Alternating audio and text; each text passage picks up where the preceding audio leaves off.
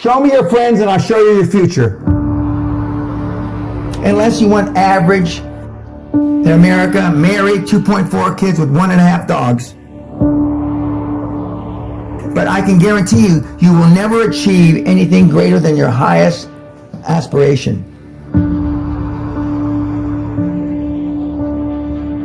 If you want $1 million, you'll make $1 million, not $1.5 million. If you want 10 million, 100 million, and you'll never exceed that. If you change 1 billion lives, that's a formula to become a billionaire and change the world. Time costs lives.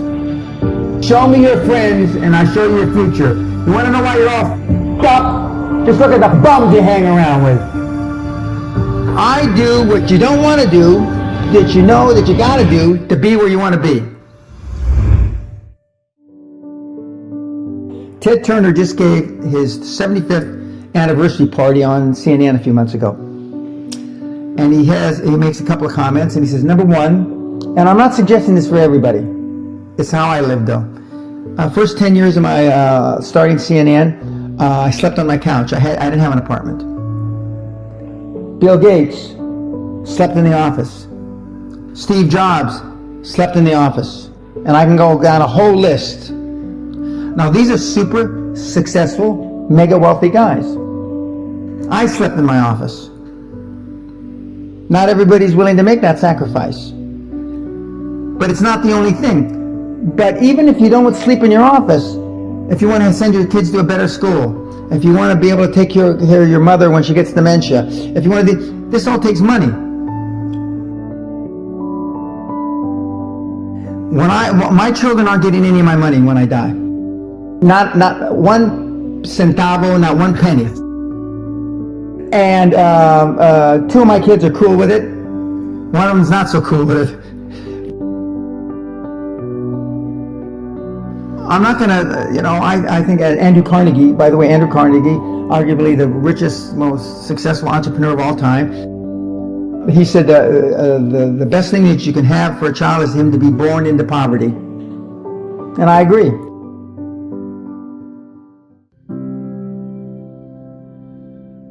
Lack of self-esteem, lack of self-worth. Now they think they have self-worth. They think because they made a few bucks. But in actuality, and when they measure it against the other 8, 10, 12 people sitting around the table, they realize, or they start to question, hell, maybe I was just lucky. Now, all of us, when you're only a one-trick guy or gal, think, was I lucky? Now, I've done it so many times, I know I wasn't lucky. I might have been lucky the first time, but I haven't been lucky the 15, 20, 40, 50. I know that. Okay. But maybe I was lucky the first time. But my life changed when I was pretty much a haphazard kid, got in a lot of trouble, got arrested 4 or 5 times, thrown in jail, and this was when my dad's a cop.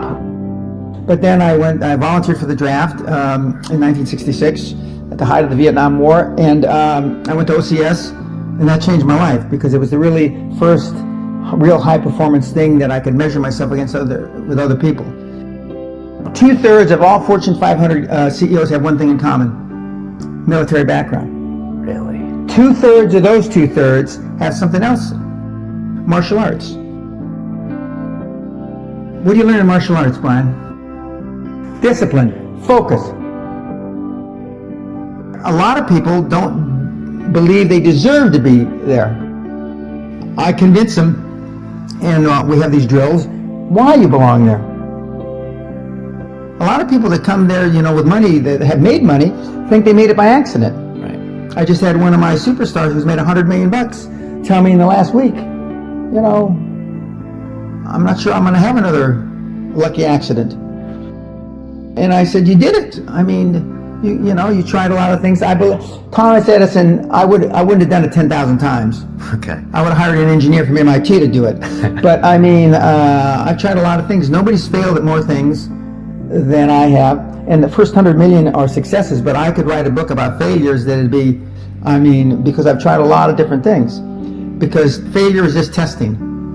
And one of the reasons I've been so successful in generating this equity and value in my kids, and I call you all kids, is because I convince them that making a mistake is okay. Your parents probably told you, you can be anything you want. But you can't. That's horseshit. You can't. If it's all juxtaposed. So, but what you tell them is that you can do anything you want that you have passion for, because that eliminates most of the crap. Because most people don't follow their dream. You know, like they say in The Sound of Music, you can't have a dream come true unless you have a dream. Now, I still dream. I dream in Technicolor. I say my affirmations and goals every single night. It's bloody hard to be a high-performance person. Perfection equals paralysis. If you left it to engineers, no car would ever come off the assembly line.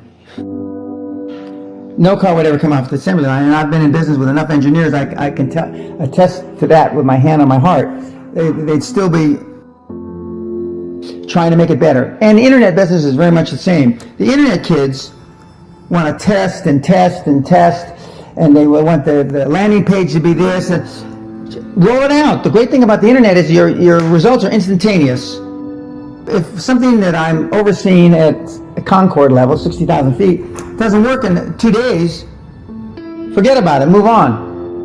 And today at our meeting, now the young kids are, we ran it 3 days, sir, and we closed it down.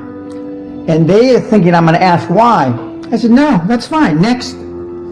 Because without them making mistakes and without them being allowed to make the decision, they never get any better. And in 95% of the time, I know probably better than they do. We're never going to be able to know everything or have them know everything unless they make some mistakes and get comfortable with making mistakes. What gets measured gets accomplished. Without measurement, you're just fooling yourself. Before I had any money, I used to go to the Rolls-Royce dealers and sit in the cars and smell the leather, touch the leather, okay? I went to $1 million houses, and my wife and I would walk through the house, and they'd say, when are your parents getting here, kids? No, we are the buyers. Practice within when you're without.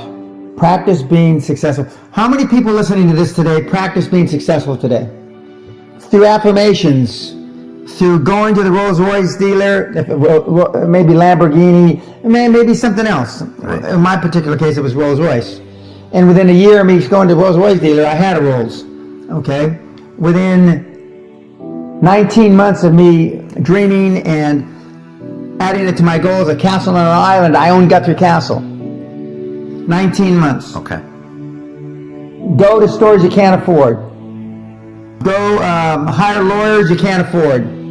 Lawyers will meet with anybody. Accountants will meet with anybody. Go to the big four accountants with a business idea. The first couple meetings are for free. Jettison probably a lot of the people you'll hang around with. If you have poor public speaking skills, join Toastmasters.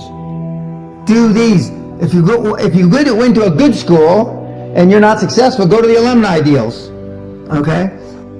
I didn't go to a good school. I'm a perfect living example that a lot of trouble as a kid, working class background, my parents, went to just a mediocre university that I flunked out of 3 times before I finally graduated with honors, but and had no money to begin with, $820.